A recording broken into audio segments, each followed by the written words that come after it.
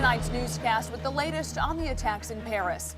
By now, you know most of the details. At least 129 people are dead and more than 350 injured after ISIS terrorists stormed a concert hall yesterday, targeted a soccer stadium, and opened fire at diners in the streets. The shooters disrupted the evening's events with bullets, blood, and explosions.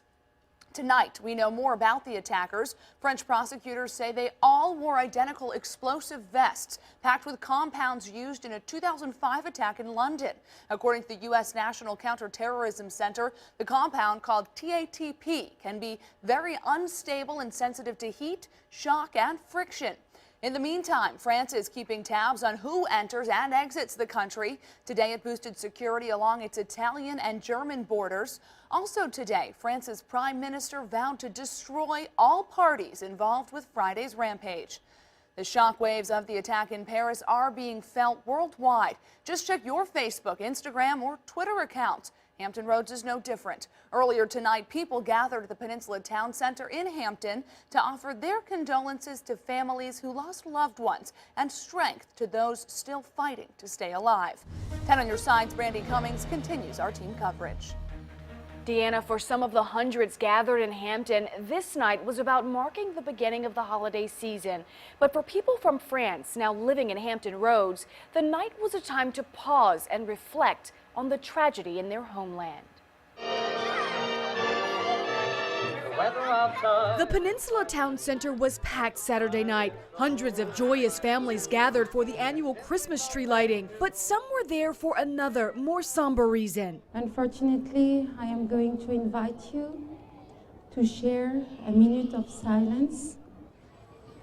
For a few seconds, the crowd paused to remember and reflect on the tragedy in Paris. It means that we are not alone. The impact of the Paris attacks extends beyond its borders. I just logged on the French news and started crying, basically. Laura Hahn moved to the U.S. 2 years ago. The news of what happened at home is hard to accept. It's just devastating.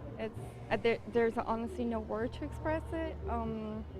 I was just watching TV last night with my husband when my mom started texting me saying what was happening. Equally as heartbroken, Chloe Garrison. She's the founder of an organization to support the French living in Hampton Roads. She organized this gathering. Today I started to feel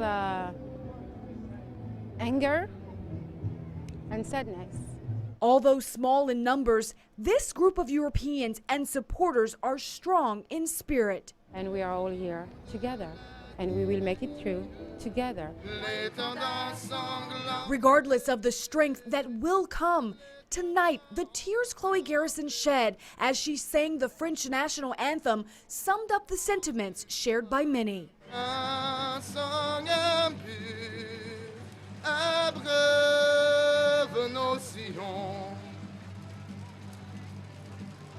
We expect there to be many more remembrance events at Hampton Roads in the coming days. We've already learned of a candlelight vigil planned at ODU Monday night.